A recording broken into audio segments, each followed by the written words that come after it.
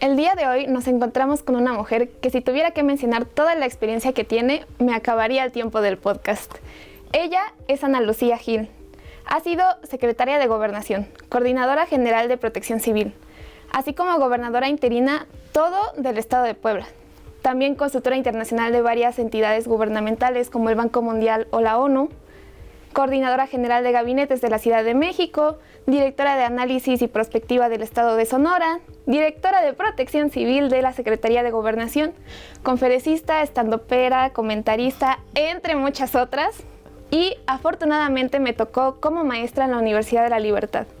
Así que hoy, más que entrevistar a una experta, vengo a conversar con alguien que encarna la serenidad en medio del caos. Ana, bienvenida, ¿cómo estás? Muchísimas gracias por elegirme a mí y por permitirme estar hoy aquí compartiendo contigo el micrófono. Cuéntanos, ¿cómo empieza tu historia y qué momento te llevó a escoger una carrera en gestión de crisis y política pública? Siempre se lo digo a la gente que me lo llega a preguntar, para entender por qué yo estoy donde estoy o por qué llegué a estudiar eso y a dedicarme a eso profesionalmente, tendrían que saber que mi mamá enviudó a los 24 años con 2 hijos y embarazada. Y eso marcó de forma permanente mi vida. Yo crecí con mis abuelos y mis abuelos siempre nos decían, ustedes se tienen que estar preparados para un escenario mínimamente como el de su mamá. Estar solos. Suena muy fuerte, pero finalmente eso fue lo que a nosotros nos hizo a lo mejor ser más analíticos desde muy jóvenes. Siempre nos dijo, yo generacionalmente me quedan muy lejos, pero ustedes son al final del día dueños de las consecuencias de sus decisiones. Entonces sí nos hizo ser, somos 3 hermanos, nos hizo ser muy adversos al riesgo y muy enterado de escenarios de posibles crisis. ¿Dirías que tu abuelo tenía un pensamiento sistémico? Definitivamente, era médico militar y le tocó crecer con la revolución. Entonces sí, a él sí le tocó desarrollar esa habilidad del pensamiento sistémico y yo creo que sí nos las pasó a nosotros. Muy bien. Continuando con tu carrera profesional, ¿en algún momento hubo algún evento que te sorprendiera tanto y dijeras, no sé cómo reaccionar a esto? Siempre he sabido cómo reaccionar, pero quizá el que más me ha impactado y que fue lo que me hizo decidir estudiar el doctorado en manejo de crisis, desastres y riesgos, fueron los ataques terroristas del 11 de septiembre del 2001. Sí, yo estaba estudiando en Washington y entonces prácticamente los viví muy de cerca. Bueno, todo el tiempo que estuve en Washington me tocaron crisis similares. Me tocó el miedo del anthrax, es decir, todos esos envenenamientos que estaban haciendo, tendía a explotar, ¿no?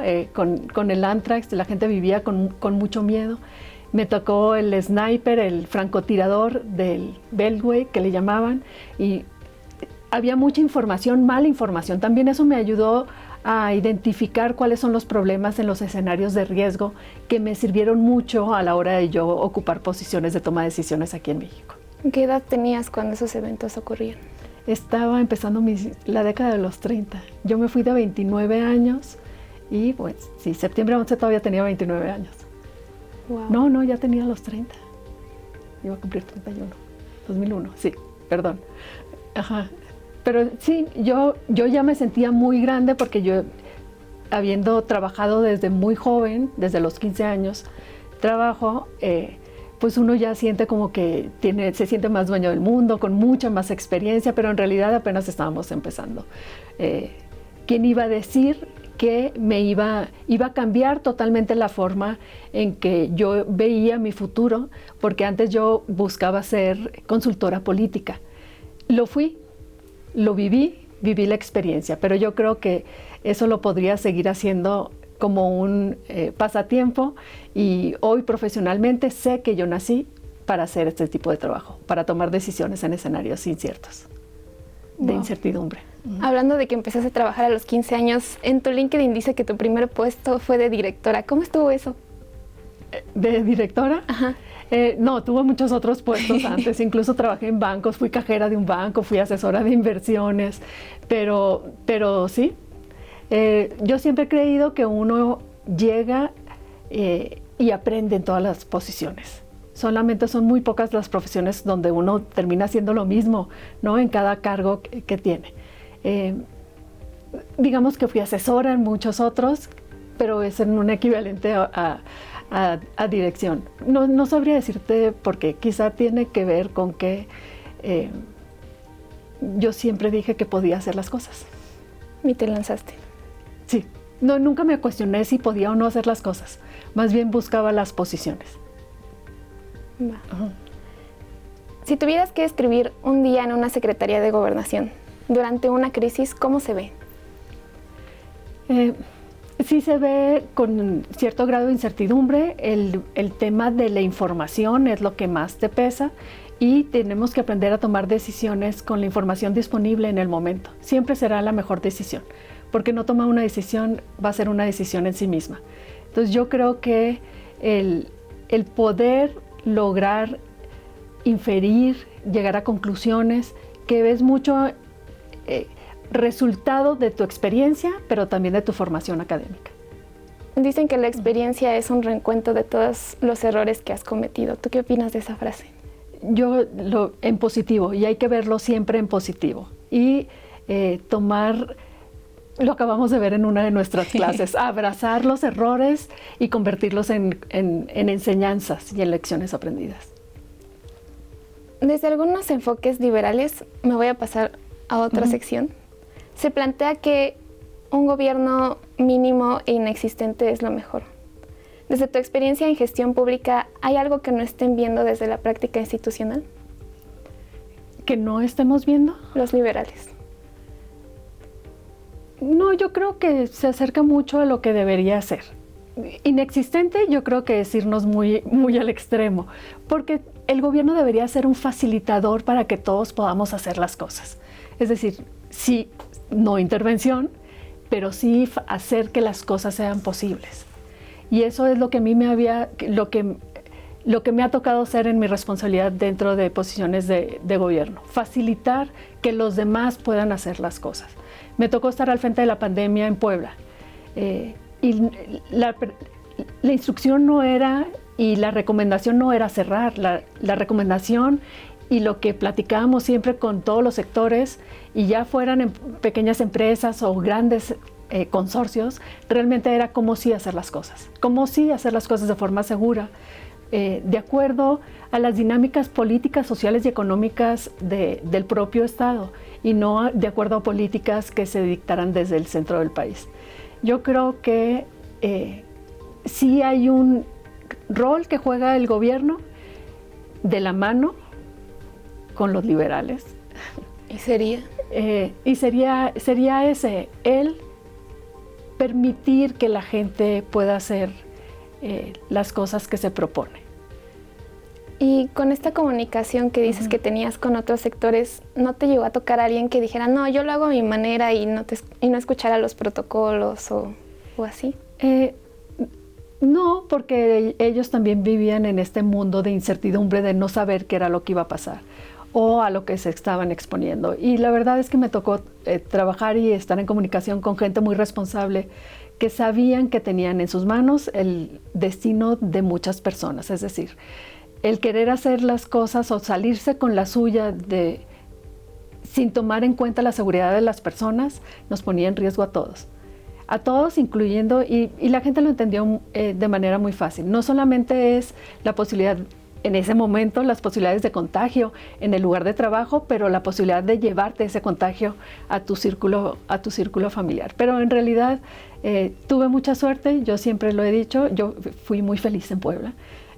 Disfruté mucho mi paso por Puebla y disfruté mucho el poder contribuir a que los distintos sectores pudieran desarrollarse al máximo, en pleno.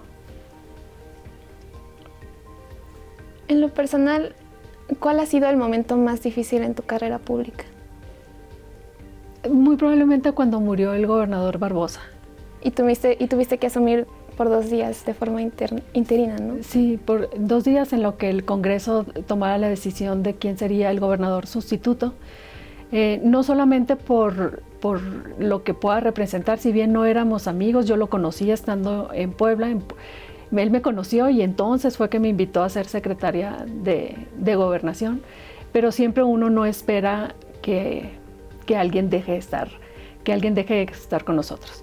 Ahora, eso me llevó a, dentro de los desastres, mi área de especialización es garantizar la continuidad de operaciones, tanto de los negocios en el sector privado como de las instituciones de gobierno. Hacer que las instituciones de la sociedad sigan funcionando a pesar de la crisis. Y esta era una crisis. Entonces fue un poco enfrentarme de manera inmediata, incluso con el sentimiento de que alguien ya no estaba con nosotros, pero poder tomar decisiones y poder garantizar de que las instituciones de gobierno siguieran funcionando para la población que requería de esas instituciones. Hay población que vive de los programas sociales de gobierno, pero hay población que también en su día a día requiere de trámites. Y sin importar si alguien dejó de estar con nosotros o no, ellos esperan, tienen la expectativa de llegar y que se les atienda, y se les atienda bien y resuelvan sus problemas. Y un poco de eso tuvimos que hacer en el momento, al mismo tiempo de trabajar con las dependencias, con el Gabinete de Seguridad, para garantizar que se mantuviera el orden y la gobernabilidad en un escenario de crisis potencial. ¿Te sentiste preparada cuando eso sucedió? Sí. Aunque era un entorno de incertidumbre y caos. Siempre va a ser un entorno de incertidumbre. Aquí lo importante es, ¿estamos preparados? ¿Estoy preparada? Sí. ¿Puedo estar mejor preparada? Siempre podemos estar mejor preparados. Pero aquí lo importante es sentirnos seguros de que podemos hacer las cosas.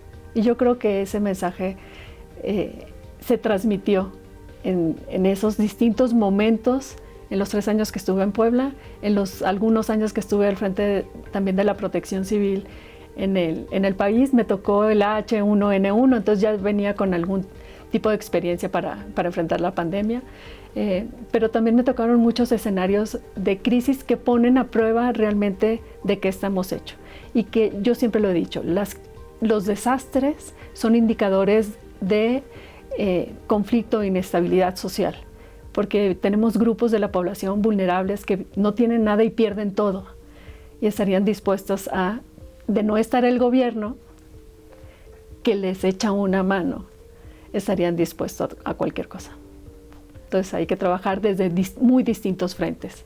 Es un enfoque sistémico de las relaciones de la sociedad. ¿Cuáles son los errores más comunes que ves que cometen equipos cuando enfrentan una crisis? La comunicación. Siempre habrá áreas de oportunidad en la comunicación. La comunicación, el no tomar en cuenta a todos los grupos de la sociedad, a todas las partes interesadas. Desde el sector privado quizá también sea un tema de comunicación, de no tomar decisiones, incluso el no considerar ese escenario de crisis como un escenario de crisis, como subestimarlo. Y no hay problema pequeño, cualquier problema se nos podría convertir en una crisis si no lo solucionamos en tiempo. Y como dices, el no tomar una decisión también es una decisión. Correcto.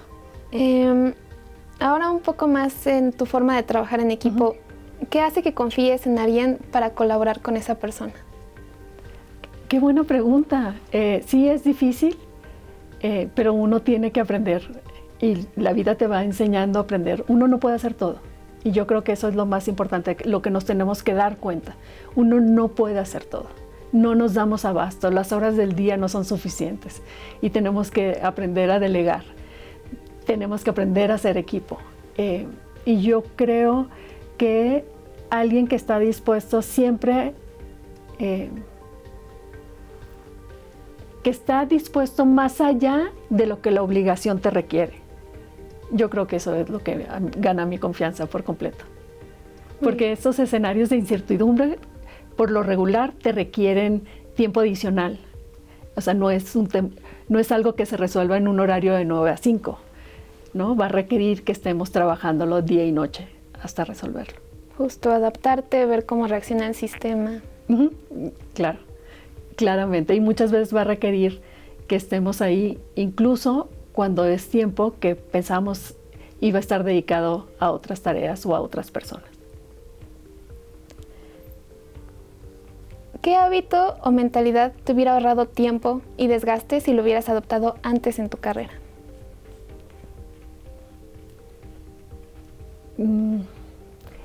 Crecí con un médico militar, entonces sí somos muy de hábitos y de mucha disciplina, entonces es muy, muy difícil poder identificar algo así. Yo creo, y siempre me lo preguntaban, siempre he sido muy fácil de adaptar. Digamos que soy una persona resiliente, fácil de adaptar y muy flexible para cambiar de acuerdo a cómo cambia mi contexto y el escenario en donde me encuentro.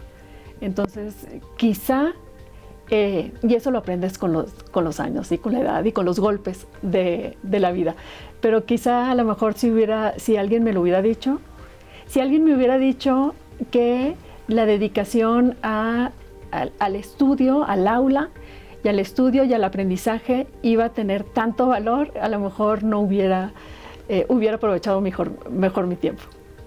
Pero, ¿en qué sentido tanto valor? Porque varios estudiantes dicen como es que no le veo significado a lo que estoy estudiando, no sé cómo aplicarlo. Nos ayuda a formar criterio. Yo creo que eso es lo más valioso en la vida. No tanto es el conocimiento y vamos a aprendernos los de memoria, sino la capacidad o las habilidades que ese conocimiento te permite desarrollar. Entonces, infinitamente distinto. Y yo ya lo vi, ya cuando me fui a estudiar grande en comparación a Washington, a comparación, pero ya yéndote a estudiar grande, pues ya sabes qué es lo que quieres. Es un poco distinto. Ya me convertí en la chica de los 10, pero en la chica de los 10 sin necesariamente estar todo el día pegada en los libros. Pero yo podía, de acuerdo a las lecturas o según la lectura, podría pasar toda la noche leyendo por cómo me cautivaba ese texto, el análisis. Y el poder relacionar lo que estamos leyendo, lo que estamos aprendiendo con nuestra historia, en nuestro contexto, también nos ayuda a seguir construyendo herramientas. Y yo creo que eso es lo más valioso que nos llevamos de la universidad, el poder desarrollar esa habilidad para generar herramientas que nos permitan ser exitosos en la vida. Muy bien. Ya es nuestra última pregunta. Ay, qué rápido. Ya, sí. Para cerrar, si tuvieras que resumir, igual pensando en los jóvenes que nos están viendo en este momento, si tuvieras que resumir toda tu trayectoria en una sola lección o un principio de vida, ¿cuál sería? Siempre hay algo que podemos aprender. Yo no dejo de aprender todos los días y estoy abierta a nuevos aprendizajes. Yo creo que eso es lo más valioso. Yo sé que creemos cuando estamos jóvenes que sabemos todo y que nos podemos comer el mundo, pero en realidad es un aprendizaje constante.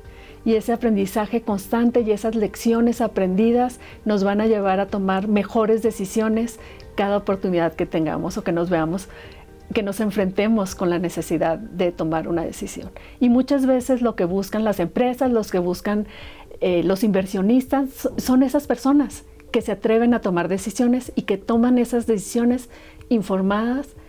Son decisiones que se convierten en decisiones informadas e inteligentes, justamente gracias a ese ejercicio que hicieron como jóvenes estudiantes. En este caso, aquí en la Universidad de la Libertad. A veces olvidamos que detrás de las decisiones, los protocolos y las crisis, hay una persona que también tuvo que aprender a sostenerse en la incertidumbre. Ana, muchas gracias por mostrarnos un lado más humano de quien normalmente vemos actuar en medio del caos.